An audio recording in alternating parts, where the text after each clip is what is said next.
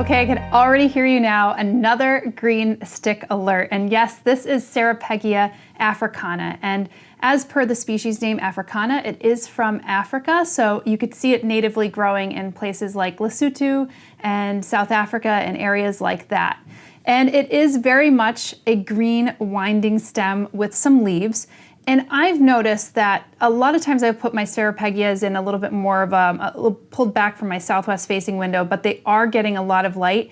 And I've noticed that this one and another one that I have, crassicalis, actually start to lose their leaves if it's in a little bit too high light, even if I'm giving, water in relation to the light that I'm giving it. So I moved this one actually on my vertical swing garden that is about a foot away from my northeast facing window, and that has done wonders for this plant. So, oftentimes Ceropegia can go dormant depending on whether it's a dry or cold season, and this started to lose some leaves. You can actually see I probably knocked off this leaf right here because that one looks totally fine.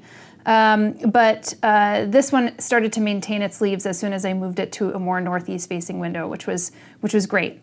I know a lot of people are growing Ceropegias in greenhouse conditions, but if you're actually growing this species indoors, I would love to hear how it's growing because, just from my observations of growing in a southwest facing window versus northeast, it was two very different experiences.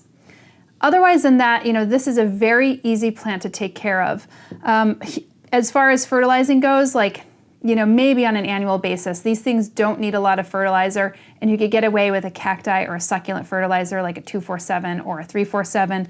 And you could see I have a very porous mixture right here.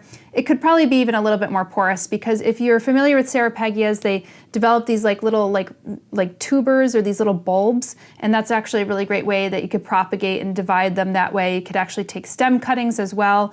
But these tubers and bulbs and the semi-succulent nature of this plant, you don't need a tremendous amount of water, so you want to make sure that your mixture is very porous so that you're not going to rot this little plant.